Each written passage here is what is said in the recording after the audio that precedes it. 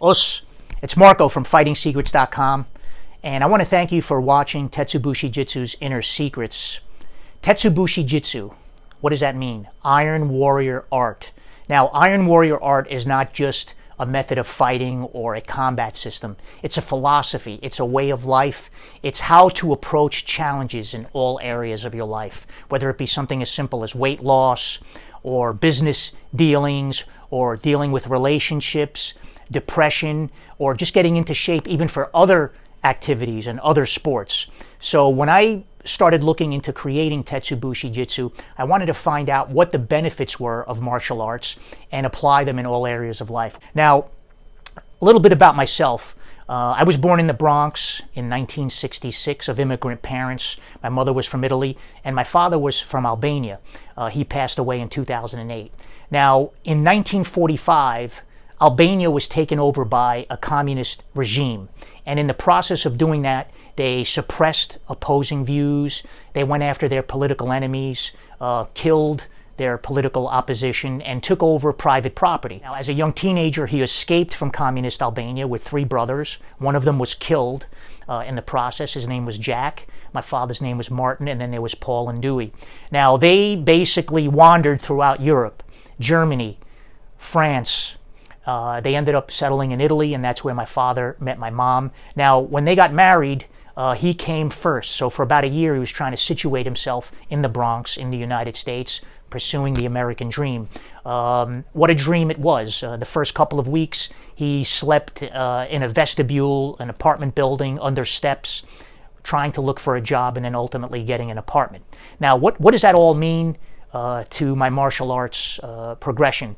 Well, if you know anything about immigrant parents or parents that have come from socialistic or oppressed communistic type countries, the concept of pursuing a hobby or a passion like martial arts, or for me it was baseball in the beginning, was unrealistic, kind of comical. It's like, well, if you have all that time to devote to something like baseball or karate, why don't you just get a second or third or fourth job? There were priorities like food, eating, putting food on the table, paying bills, and just providing a standard living for the family. So even though I was featured in articles and won some championships and so forth, it was always kind of like, okay, Marco, what are we going to do now? So up until that time, which was about the 8th grade, I was 13 years old, I did pursue Kempo. And Kempo has an interesting curriculum because when you start in Kempo, what you do is you train privately with the instructor and you go over the curriculum. Now, I think that's probably the most efficient way to learn.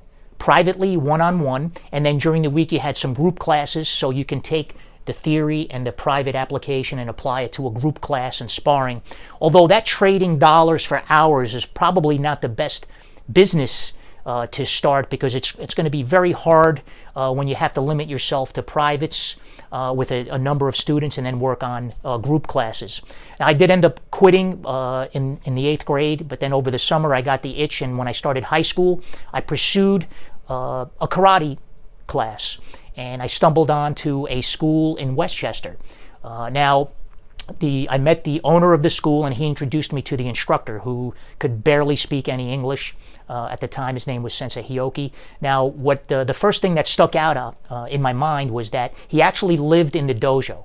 That type of level of dedication is what started providing me kind of a vision of what it would take to succeed in anything in life. Here's a guy that actually came from Japan for the sole purpose of expanding the Kyokushin organization, lived in the dojo, and basically taught morning, noon, and night.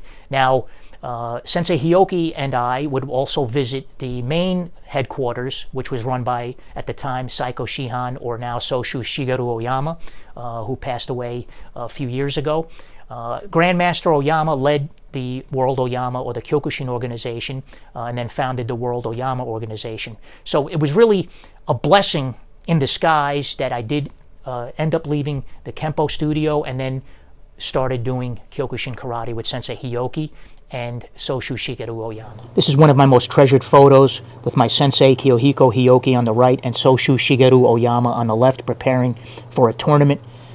Here, practicing a high-level black belt kata, kanku, with Tetsumori Oyama, Soshu Oyama's son, always striving for absolute perfection in our technique. Here, some conditioning training where Grandmaster Oyama would strike the body with the bow staff while we were practicing Sanshin basics. And here is some more rare footage during summer camp. It would be about a week of outdoor training. We'd get up at 5 a.m., do all kinds of conditioning, kata, and then basically spar all day with students working on their skills. And here's some photos of my home dojo. I actually called it the Lion's Den back in the 80s, before the UFC, where we did all kinds of striking, grappling, and conditioning. Training with Sensei Hioki and Soshu Oyama was an amazing experience, life-changing, actually. You always hear the cliche that karate or any martial art changed my life. It certainly did. I became completely fascinated and determined to master the style to the best of my ability. I had the pleasure of training with Soshu Oyama in the headquarters in Manhattan, a massive studio. It was basically the international headquarters. If you can imagine, martial arts masters and professional fighters from all over the world actually visited this dojo. Even celebrities, Dolph Lundgren, Ronald Reagan Jr. was a Kyokushinkai student. As you know, Sean Connery from 007. So the Kyokushinkai system was a very popular and powerful system of karate. At one point in the headquarters, you can imagine several hundred students training at one time in unison, doing the basics. It was really a powerful force when you're training there, motivational.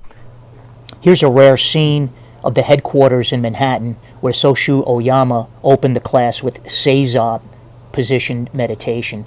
Tremendous aura and power he exuded in the class. And then, of course, right out of Bruce Lee's Enter the Dragon, where hundreds and hundreds at a time would practice the techniques in unison. It was almost Zen-like. Having become a black belt in Kyokushin karate and advancing in the system and competing and winning in tournaments, I was actually invited to participate in the production of the World Oyama Karate video system series. And you can see from these clips, a lot of my kicking techniques were displayed on the videos. And this was really my first exposure to video instructional series and providing informational sources. I was also working on my first book, The Ultimate Weapon, and then ultimately creating phenomenal endurance training and also phenomenal strength training. Every time I watch these clips of the World Oyama Karate instructional series that I was asked to participate in, I can't believe the honor and the blessing it was for me to train with these grandmasters. Upwards of 12 hours a day shooting this footage. Even here, this demo, we would practice it with a tennis ball, thousands of kicks a day to get it right, and then over and over again trying to get this board-breaking demo. It was an amazing experience. So in Kyokushin karate, when you're coming up through the ranks, you really are not allowed to fight full contact, at least on a tournament scene, until you turned 18 years old. So up until that age, I did a lot of point fighting, and not only within our organization, but outside of our organization. So I was able to participate in tournaments all around the New York metro area where I was exposed to many other styles, Shotokan karate, Okinawan Goju, Korean Taekwondo, Chinese arts, Wushu, Praying Mantis, Kung Fu, Wing Chun. Now what's amazing is in a tournament where you basically broke down point fighting, then you had a kata division where you did forms, and then you had a weapons division. And as you can imagine, the wealth of information, the beauty of the respective arts were displayed in a lot of these tournaments, especially in the forms and weapons divisions. But there's one thing I noticed in the point fighting that kind of stuck to me as time went on, that no matter how esoteric the art was, when it came to fighting, a lot of times these guys just looked like shitty boxers and wrestlers, because when there was a clinch or somebody's flowery kick or technique didn't work, they usually banged into each other, and then sometimes it even turned into fisticuffs where they had to stop the fight. So you start wondering, wow, if that was actually went out into the street, who would have had the dominant position at the time. So, but we just kept going and training and trying to master our art. Here's some archive photos of me competing in point system fighting, where you basically stopped right before you made full contact. It was a great experience. I even tried team fighting. Here's a photo from the Nassau Coliseum, but usually half of these fights turned into brawls and full contact. And then, of course, some footage of me competing in Kyokushinkai's knockdown bare-knuckle full-contact tournament and winning a title there, one of my greatest accomplishments. So although this is not all-out, no-holds-barred, even just relaxing the rules a little bit, we're allowing face punches and just kind of a free flow, you can see that it really doesn't look that pretty. And these are some high-ranking karate black belts here. You can see it almost turns into just like a street brawl. So that's really where the evolution of my Tetsubushi Jitsu started kind of taking shape. And ultimately, if you look at this little street clip that I saw on YouTube, I mean, unless you have super high-level accuracy striking, you're going down. You're going down, and you better know what you're doing in all ranges. So my first art, Kyokushinkai Karate, founded by Mas Oyama in 1964, is probably one of the most popular karate systems in the world, with millions and millions and millions of students participating in this martial art. It is based on a traditional karate system where you had the katas with the deep stances and the linear blocks and so forth. But then you also had the fighting aspect to it, the knockdown, which was very Muay Thai oriented, with leg kicks, knees, elbows, a lot of pad drills and fighting and so forth. What was interesting about training in the Kyokushinkai system, when I first started, once you did the forms and you practiced the warm-ups and the drills in the class, and you finally heard the phrase line up, you kind of froze, because you know that didn't mean the end of the class, but what it meant was the beginning of sparring drills. And when you lined up, basically there were 3 types of tests. So what you did was basically fought the guy next to you, and then as you were going down the line, so let's say you were the 25th student online, you watched 24 people kick the crap out of each other coming up there. So you're just imagining hundreds of scenarios, and you know the guy that you're going to fight next is standing there, and both of you sometimes are looking at each other, getting ready to basically go at it. The second level was the instructor would cherry pick the top students and fight against each other. So he almost created kind of an inter-dojo tournament with the top fighters, watching them beat the crap out of each other. And then third, you would have the instructor himself basically fight everybody in the class, whether it's 10 people, 20 people, 30 people. He would literally go down the line. Instructors like Sensei Hyoki, who I trained with, and other karate masters in the Kyokushinkai dojo, these guys, at least 2 or 3, sometimes more times a day, would fight 10, 20, 30 students at a time. That's how they would develop their tremendous fighting skills. And we always went home literally virtually crippled from leg kicks, body shots. And I remember, my mother used to ask me, hey, is everything okay with class? Oh, absolutely, Mom, it's great. Now think about it. We used to pay to go and get our ass kicked, a membership. The philosophy there was, at the time, the black belt instructor would try to beat people up, and whoever couldn't take it would leave. Not the smartest business sense, but that evolved over the years with kids classes, and then executive training and so forth, and people that needed to go to work the next day. But you also had the professional fight class. Now, a testament to Mas Oyama's adapt were the offshoot styles, Shigeru Oyama or World Oyama Karate, which I was a participant of. You had Tadashi Nakamura from Seido. You had Shigeru Oyama's brother, Yasuhiko Oyama. Miyuki Miura, also an Oyama disciple who went out and started his own system. You probably heard of Ashihara Karate. That was Joko Nunomiya's instructor. They created the concept of sabaki or Tai Sabaki. Nunomiya with the Enshin Karate. You've probably heard of the Sabaki Challenge. There was a out in Europe, John Bluming. You might have heard of Andy Hug, and of course GSP. George St. Pierre had a Kyokushin foundation. Azuma, who started Judo, that is the full contact or bare knuckle fighting with those big helmets, and they also did throws and groundwork. So really, the legacy of Kyokushin karate and the level of talent that he created throughout the world is absolutely amazing. Now, one of the shortcomings on the Kyokushinkai were head punches. Anybody will tell you that the lack of striking to the face in competition, I think, created a weakness there.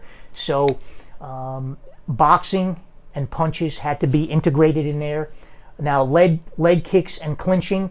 Now you'll see in this next video clip, in Thailand, they issued a challenge back in the 60s to Japan. We'll fight any karate guy.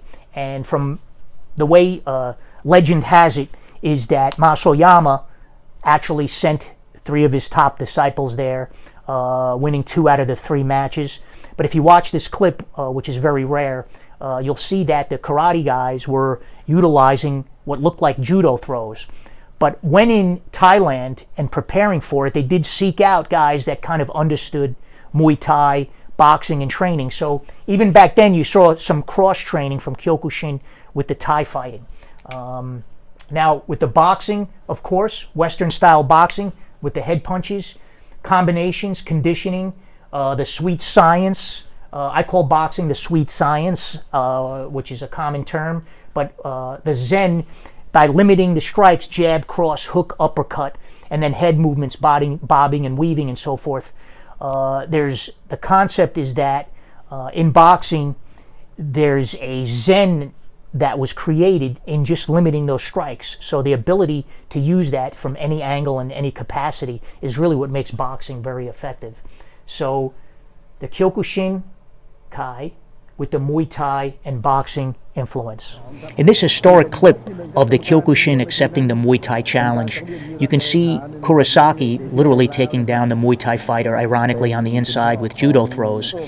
Now, he did lose this match due to a cut above the eye, but the prior 2 fights by Fujihara and Nakamura were won by first and second round knockout. But I think just the fact that they took the challenge in Thailand is amazing.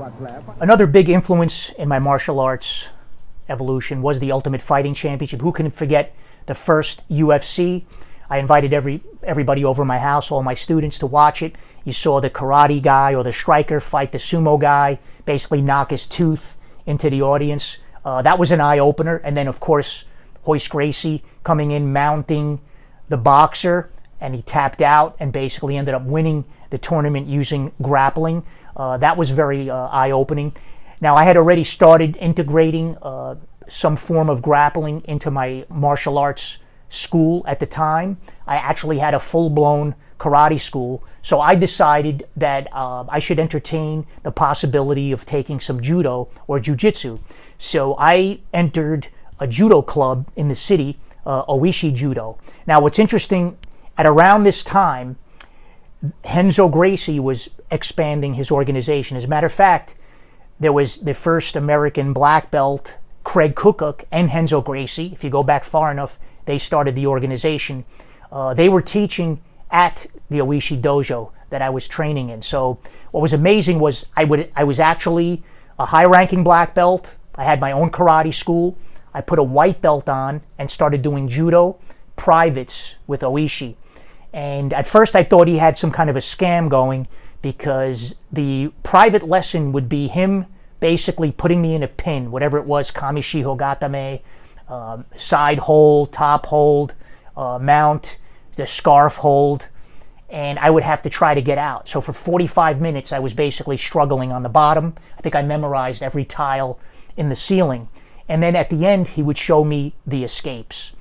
I was doing that pretty much for about a year, and until he said, listen, you want to come and take classes so you can train with different size students, different ranks.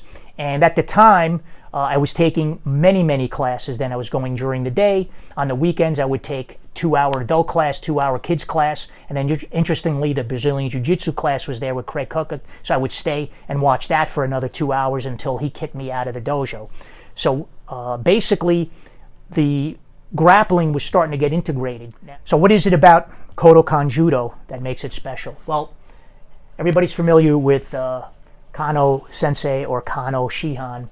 Basically, in 1878, seeked out a jiu-jitsu instructor, and then in 1882, at the age of 21, started Judo. Actually opened up the first Judo school known in Japan.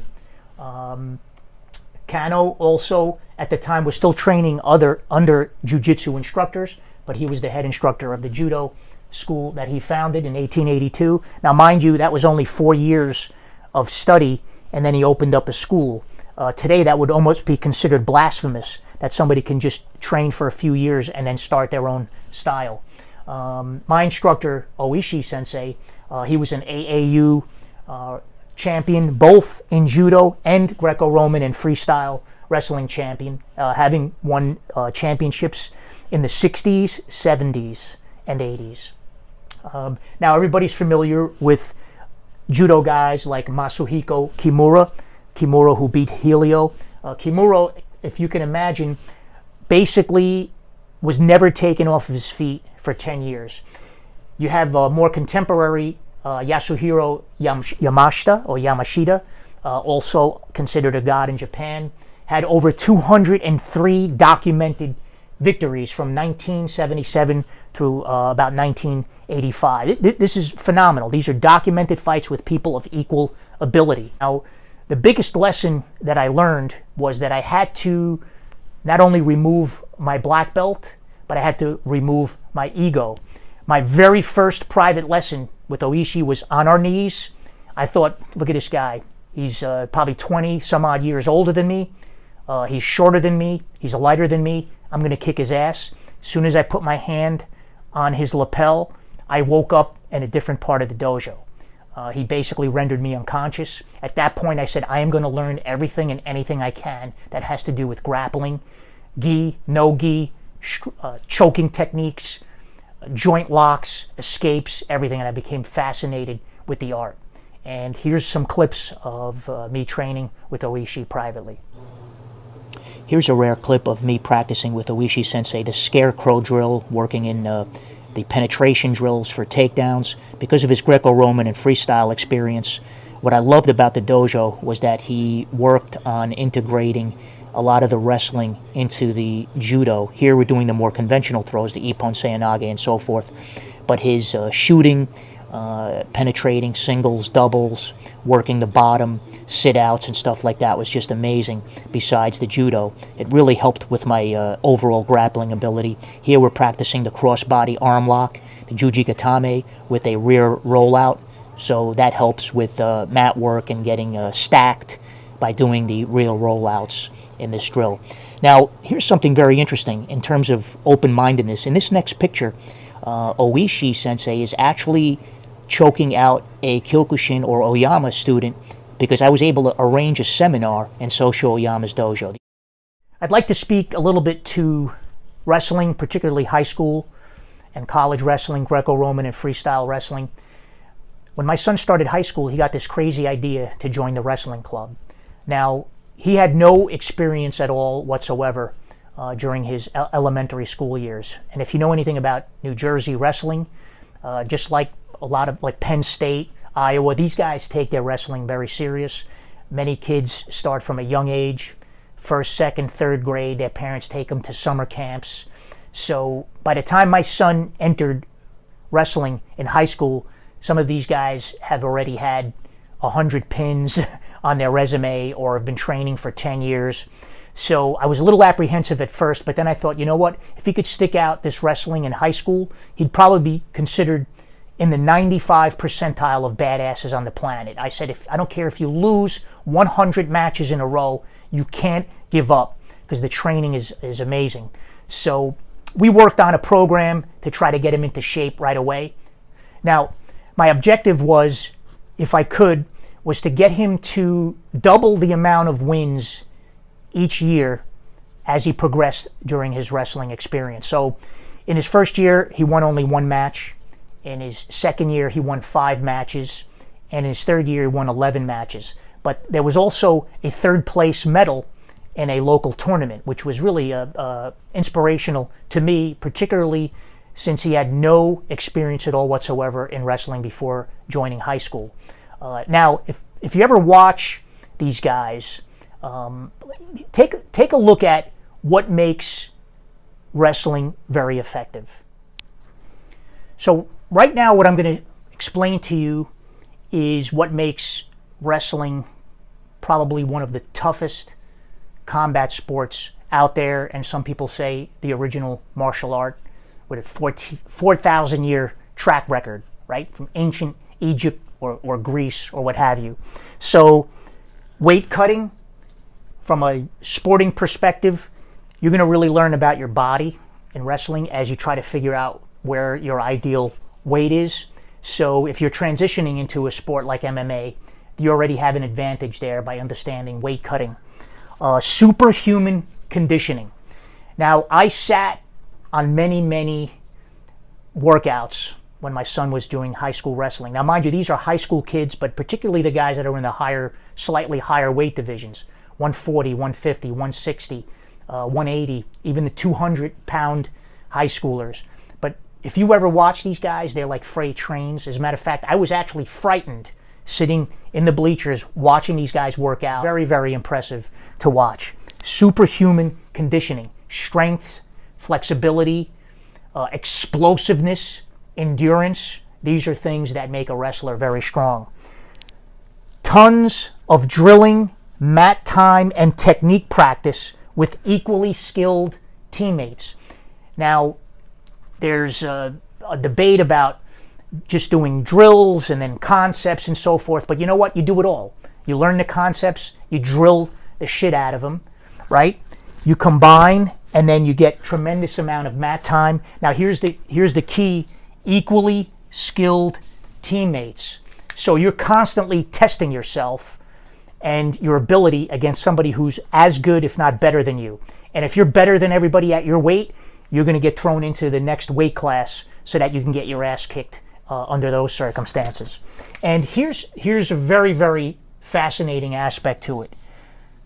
These guys do 10 to 50 matches every year. Now, you've heard about how, for example, Mayweather, he considers himself the greatest boxer ever with 50 wins. Let me explain something. There are high school kids and college athletes that are doing 50-plus matches, some of them even more if you're doing outside tournaments outside of the traditional matches for your school's division. These guys are doing 50, 60 matches every year, some of them since they were kids. I didn't even fight that many times. And these are not workouts. These are actual matches, competition with referees. The night before, you're getting nervous, getting ready. You're in an environment with a crowd. That builds some tremendous level of confidence, and your ability to take what you're learning on the mat and being able to put it under real time so you don't panic and you learn how to relax and breathe and implement your technique. So there's no one that can tell me that wrestling isn't an effective martial art or the way that they train. As you can see here from these before and after pics of my son's freshman and sophomore year, wrestling training is just completely transformational. The goal, as you can see here, a lot of infighting, clinching. There we saw a snap down and spin around into a cradle, and then fighting for position. So the base and understanding balance and explosiveness in wrestling, obviously the lack of submissions here creates a situation where you're really trying to understand positioning. You can't fight off your back, so bridging and things like that are very critical. Here you saw another snap down, kind of came around with a single, scored 2 points. Now he's doing some back control fighting. The key here really is to move quickly so that there's no stalling. Here you kind of saw a leg-assisted turnover and then chest-to-chest side control.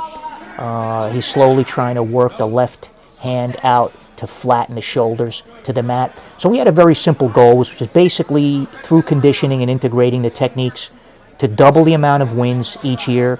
It even culminated in a third-place finish in 2017 in his junior year at Rutgers Prep with 3 wins and 1 loss. I think that's pretty impressive with a young kid with just 3 years of wrestling training in high school, fighting guys that have fought since elementary school.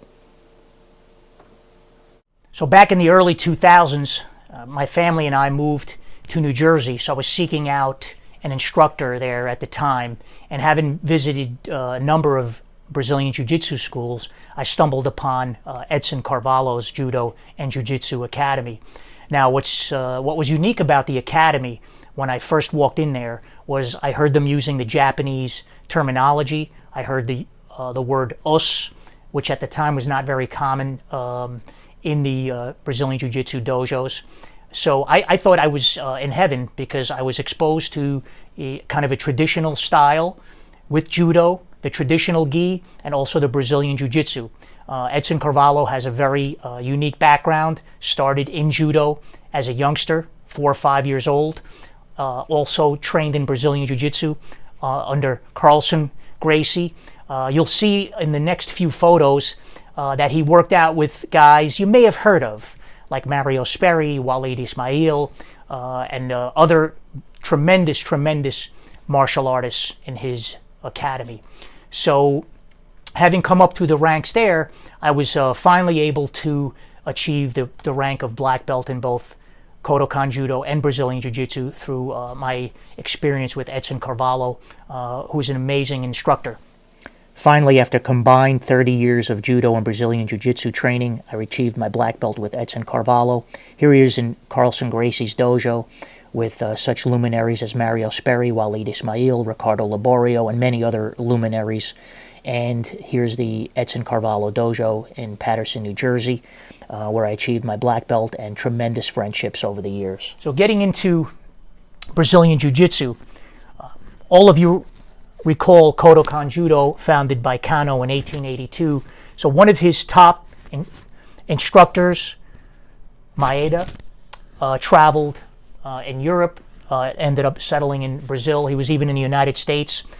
Now, right now there's some discussion about exactly who or what or when or where Brazilian Jiu-Jitsu founded. So you had Maeda basically in 1914 visit Brazil, and then left. Did some matches in the United States and in other countries. Did come back in 1917. So whether or not Helio Gracie trained directly with him or not, in all likelihood that did not matter. Carlos Gracie trained there, but when Maeda left, his top students stayed and had a dojo there and trained. Now, what's interesting, back in 1921, Maeda actually founded the first judo school in Brazil. Helio Gracie was founded, we're looking at 1925, Brazilian Jiu-Jitsu. So, and then there's even a school that apparently was not in the lineage of the Gracies. You had Luis Franca, who taught Fada, and then Fada creating the Fada Jiu-Jitsu. Now, it was believed that they trained together with Maeda's disciples. But again, here, this isn't as important as to what has happened over the years. Now, Maeda brought a little catch influence into the Jiu-Jitsu because he was fighting wrestlers in Europe and the United States. And there are known matches of where he lost and then maybe came back and avenged his loss.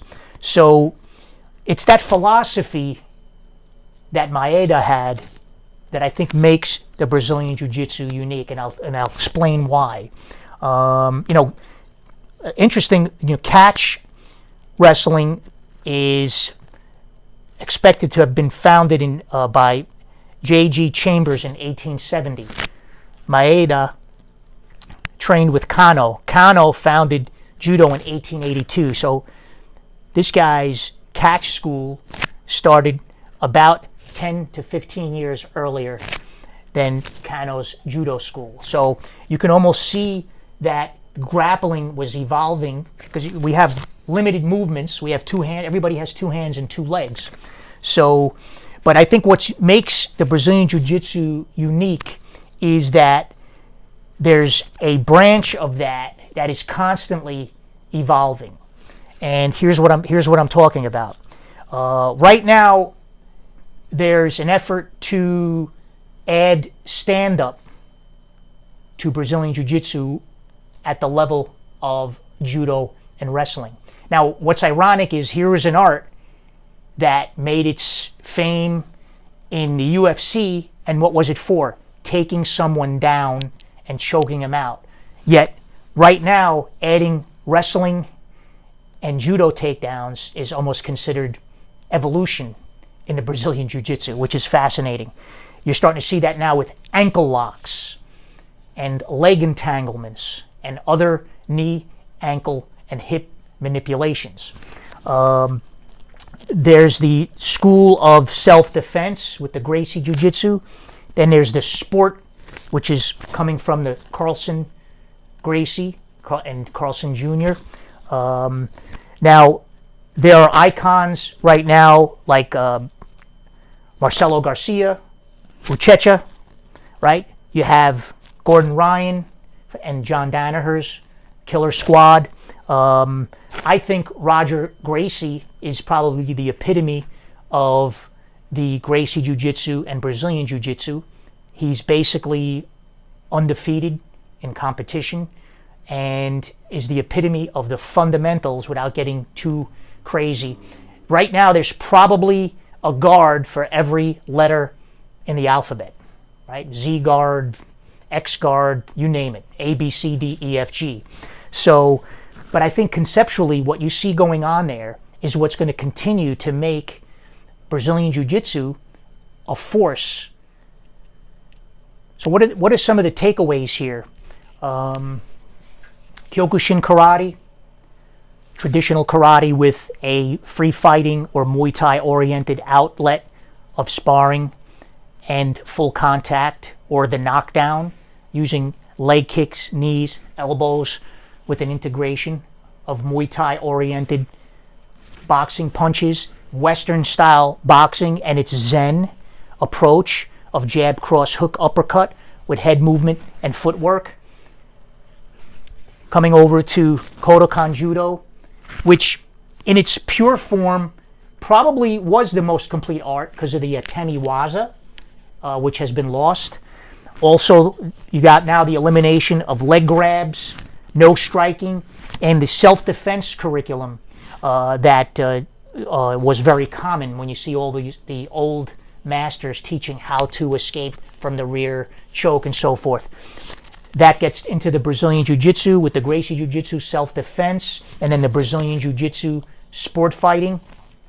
I always felt that with the attitude of the Kyokushinkai and the hardcore wrestling, and if you were to apply that to martial arts where you're working on a curriculum of self-defense techniques, how to get out of a headlock, the front choke, the rear grab, the bear hug, and you applied those principles of conditioning and self-defense, to me that's as close as you're probably going to get to the ultimate martial art, and something that I aspired to do as a youngster as I engaged into these training methods.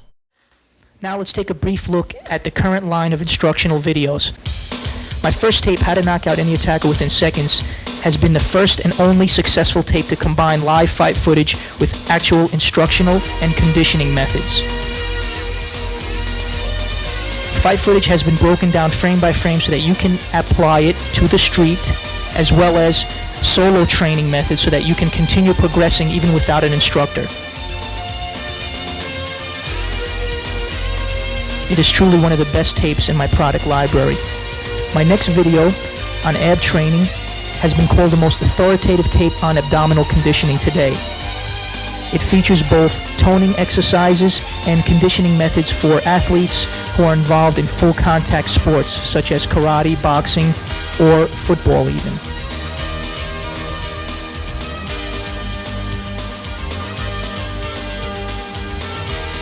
The simplest of training devices are used, as well as solo training methods.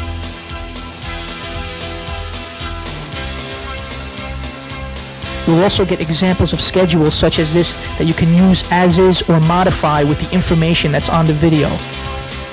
Truly an excellent combination of both demonstrational and do-along video information. The next tape on stretching has filled a great void in the area of stretching information. Apparently, with all the stretching tapes out, there are still people who constantly call me up and ask me about my stretching video and what it contains. Beyond Splits Volume 1 is designed to achieve total body flexibility at any age and not just focus on the split. As I've said many times, I've seen individuals who can do a full split and not be able to throw a kick higher than waist level. You'll get some of the most unique and effective training methods ever seen in the stretching area. On Volume 2 of my stretching tape, I take it one step further for very serious athletes and for those who might be thinking about going beyond the 180-degree split. Beyond Splits Volume 2, Power Stretching for Peak Performance. Here you'll get partner training drills, as well as training drills that involve items such as weights, cinder blocks, and other homemade apparatus. It is truly an advanced tape, and only designed for people that have mastered the information that's on Volume 1. A lot of the information is also fighting oriented as well as flexibility oriented, as you can see here in this drill. My next video, the Iron Defense video, is an extremely important videotape for your library. Obviously, you do not want to be getting hit in a fight, so the evasion drills, the Tai Sabaki movements or body movement self-defense techniques, and blocks are extremely essential for fighting. You'll also get information on weapons defenses, and this is probably one of the only tapes that thoroughly cover defenses against low and shin kickers. Marco Lala's Iron Defense System. The next videotape is a unique one in that you'll get actually 2 videos for the price of 1. On this videotape, I cover direct and angular attacks with the elbow. So you're getting an extremely effective striking art tape. And it also starts delving into the area of arm locks, basic arm locks, and arm bars. Another unique feature of this tape is that I also show escaping methods, which is rarely seen on videotapes today. My next video is going to be the first of what I feel will be the most comprehensive series of tapes on the area of grappling. I like to think that this video exposes the reality of grappling, or grappling with the real issues on how to become a good grappler. Just knowing a takedown or 2 does not make you a good standing or ground grappler. You must know the conditioning methods that make these fighters some of the strongest athletes in the world. You'll also get incredible demonstration footage on the drills and actual fights that we have in our class, fully explaining the concepts and conditioning methods that are described on the video. This is truly one of the most incredible videotapes in this area. Fundamental concepts and conditioning secrets for grappling and ground fighting. The next tape can be summed up with a letter I received from one of its viewers, a gentleman who has over 40 years of boxing experience. Not only did he say this was one of the best tapes he's seen on boxing, but it answered the many questions he had on integrating the martial arts, in particular karate, in order to enhance his boxing skills. You'll see how I compared the two and also integrated them and showed the different self-defense applications, conditioning, footwork, hand conditioning methods, shoulder strength, speed, timing, coordination. All that is revealed on this videotape. The karate boxing connection, mastering hand techniques.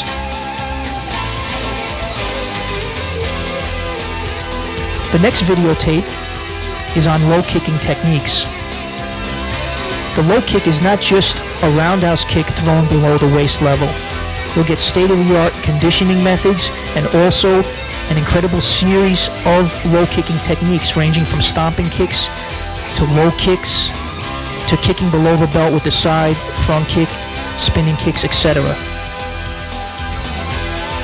Next, we move into the much more advanced version of the low kick. I like to call it advanced techniques and integration. Destructive Low Kicks Volume 2 has back-breaking and explosive fight footage.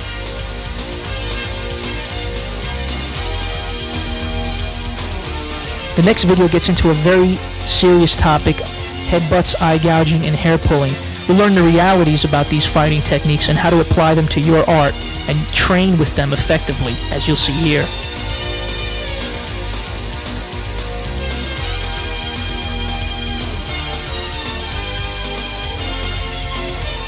The last two videotapes in the library are on the very advanced and difficult art of kicking. My video encyclopedia on effective kicking, Volume 1 and 2, contains the most complete and thorough information in this area of fighting. You'll get information from how to chamber the simplest kicks to throwing bone-breaking kicking combinations and applying them to real fights. What I've done here has rarely been done before on videotape. I would demonstrate the kick, show it in a mirror fighting situation, how it's done on the bag, and then application footage from tournaments and promotion tests and sparring sessions during classes. This series is one of the most thorough in this area of combat. Here are some exciting highlights from new videos released by the Iron Warrior Federation. We'll start off with the first videotape devoted exclusively to arm locks, Marco Lala's Jiu-Jitsu Arm Lock Series Volume 1. On this videotape, we cover many different aspects of armbar and arm entanglement or bent arm locks from various different positions, whether it be from the mount, the side hold, the guard, and so forth. Volume 1, Marco Lala's Jiu-Jitsu Arm Lock Series.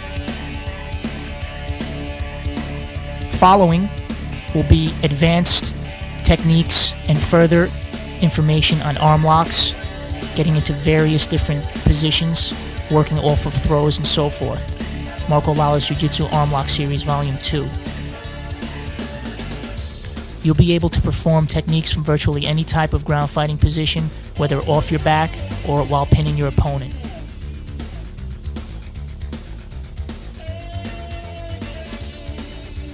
You'll also learn special combinations and applications of arm locks from standing positions, as well as ground fighting positions.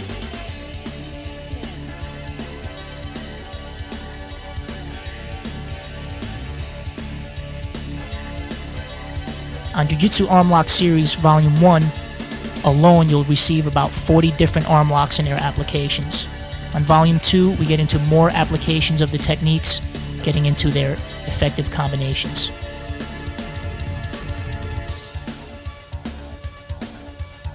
Here we're looking at a takedown into an arm lock technique, also working off of some application footage.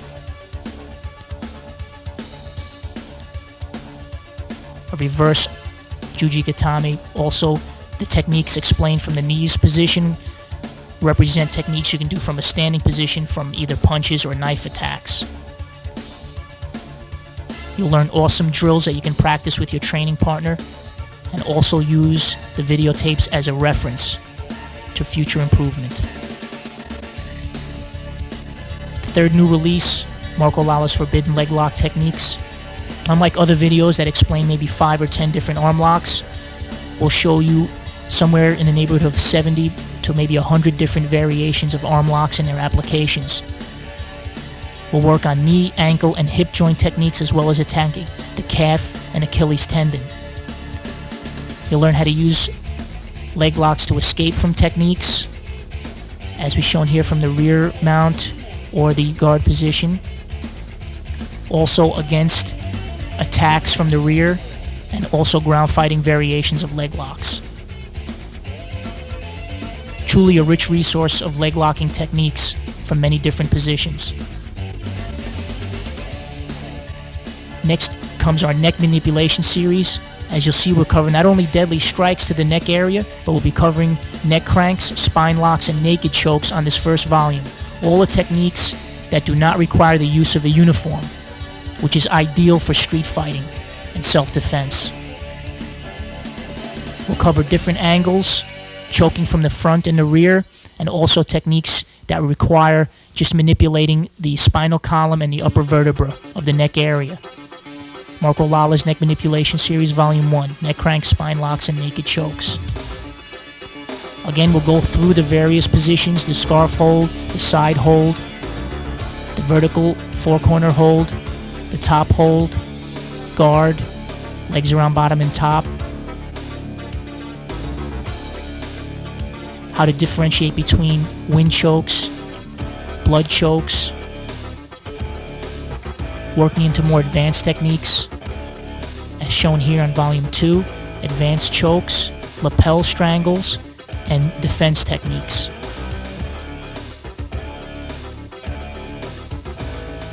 On Volume 2, we'll cover the techniques which are made famous by jiu-jitsu fighters, utilizing the lapel of the uniform, as well as more advanced chokes using the triangle from the bottom and top positions, and also the defense movements.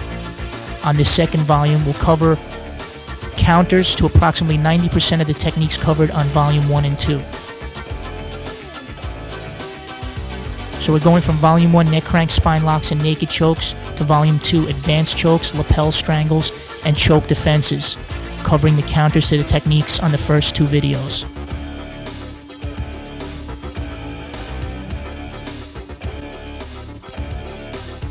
With the two neck manipulation tapes and the leg lock tapes alone, you're looking at somewhere in the neighborhood of well over 200 finishing holes. Not techniques or moves, but actual finishing holes and their variations. As I continue with the most comprehensive grappling and ground fighting series, I'd like to introduce winning from legs around top position, how to avoid, evade, and pass the guard. Now you can see here, we start out with standing applications on how to avoid or evade a person's attempt in putting you in their guard. If you're striking from this position, you have to be careful. If you're taken into the guard, you're going to be really susceptible to submission holds, turnovers, sweeps, or submission techniques. However, if you know how to work around the legs in order to put you in a position to either pin here or strike, is a very critical factor in MMA and also street fighting applications. A lot of even wrestlers and strikers are clueless when it comes to defending against the legs. You can see here all these applications into stacking, how to avoid the knees, in this case here even open guard, so you can control your position and strike from here, or work into a pass and mounting technique and striking. There's a unique half guard series that I've included in here on this winning from legs around top position tape. Here you're looking at a stack that's going into a choking technique or breaking pressure and allowing you to work into the side mount position. The next tape is winning from legs around bottom position. Now, winning from legs around top, legs around bottom were kind of used as judo terminology of dealing with the guard. In winning from legs around bottom, the objective here is how to engage and put your opponent in the guard immediately. Some people also call it re-guarding. In other words, if you were passing, if an opponent was passing you and you were able to re-guard, here you're looking at why guards are very effective, so it controls the distance if a person starts striking you. It also helps set up escapes and turnovers. You're going to see a tremendous series of movements here working on escapes, turnovers, sweeps. You saw the Sumigaeshi application there. Here's your basic sleeve arm turnover. Now, mind you, here you're looking at dozens of applications of both evading the legs before you're actually put into a guard, and then what happens if you are in the guard technique, both open and close. Here, his person is standing, trying to escape, and then working on sweeps and takedowns from that position as well. Now, one of the most important factors in winning from legs around bottom is not only understanding how to guard and finish from there, but again, is also helps you make a stronger top position fighter, because then you understand the applications. Here you saw the tight submission holds and sweeps again, just endless amounts of technique, but also understanding of the basics. The next series is Top Control Series Volume 1 and 2. Now, when I was teaching the pinning techniques at my karate studio at the time, it was pretty interesting. I had a lot of jiu-jitsu guys that would come and visit. So when we were working, for example, the scarf hold, although they've been training maybe 6 months or a year in a jiu-jitsu club, they never really went past more than 1 or 2 escapes from the scarf hold, for example, where in this series alone you're probably looking at between a half a dozen to a dozen movements. Now, you've also probably heard of the phrase hidden jiu-jitsu or details. Here you're looking, for example, on how to firmly secure the scarf hold. You don't see that as much in videos. Everybody just kind of assumes that you know what you're doing. It looks like a side headlock. You grab the guy's arm. But applications of where the wrist is to the armpit. How do you move and flow with your opponent if he's trying to hook the leg over, and then you maintaining the position. And then obviously various hand positions if you're a gi player.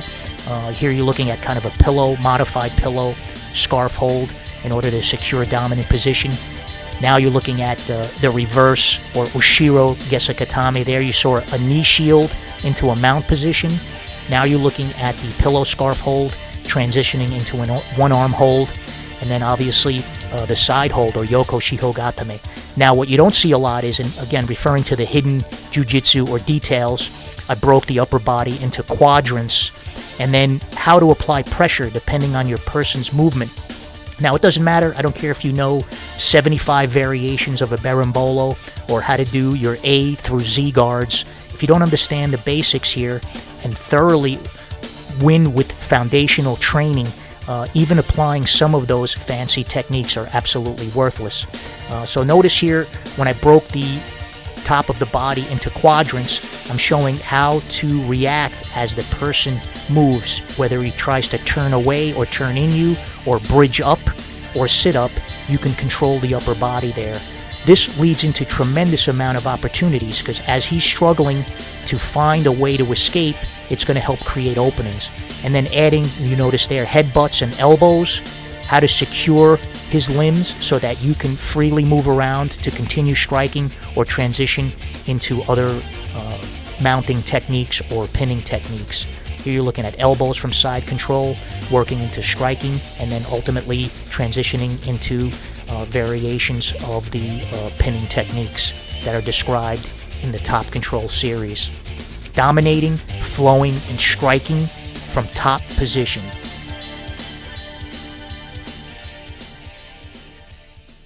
The next series that we cover after the pinning techniques that we're covering here, in this case here, you're seeing the top position, Kami Shihogatame. Notice how I'm using my legs to transition from other techniques.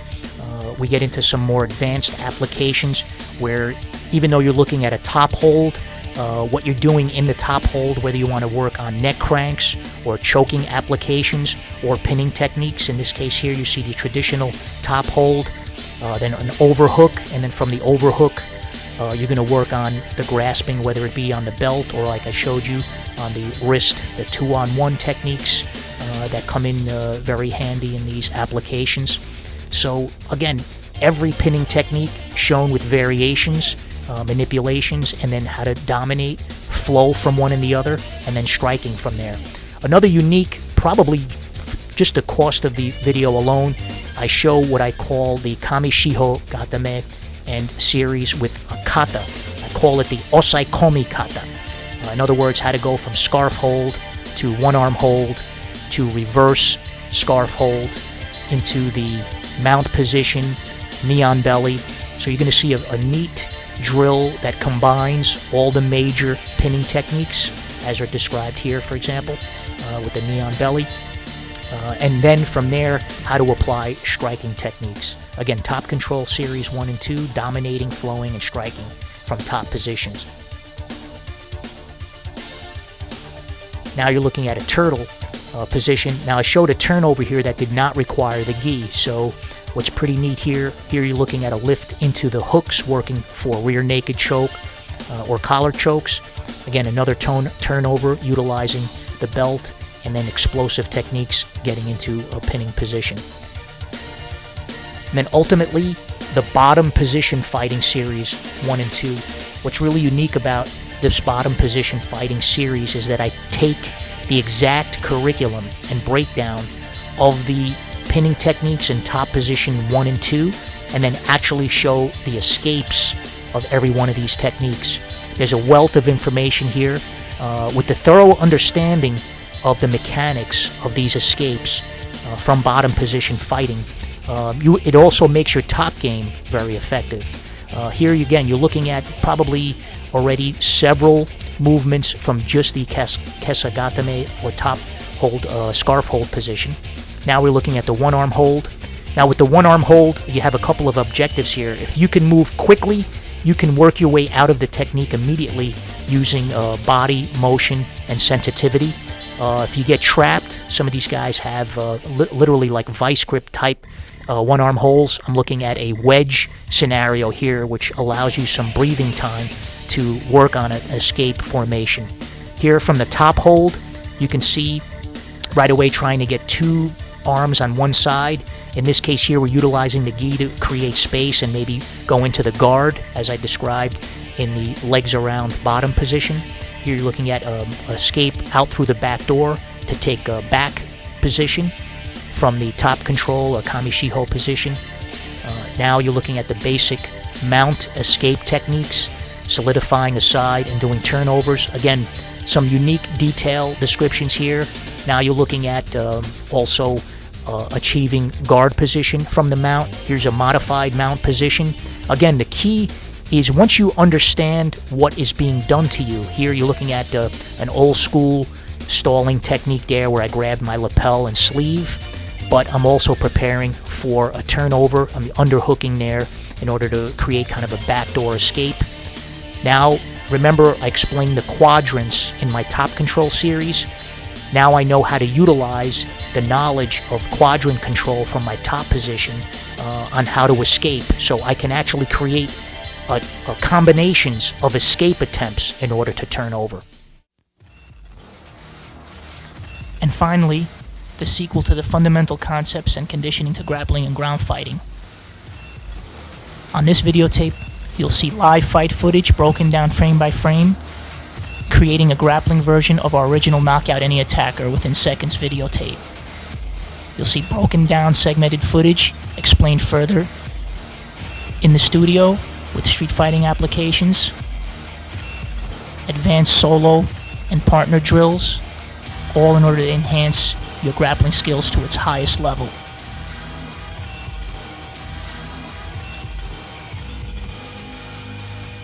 In a comparison test among all the leading grappling videos in the August issue of Karate Kung Fu Illustrated 1996, Marco Lala's videos were ranked as one of the best produced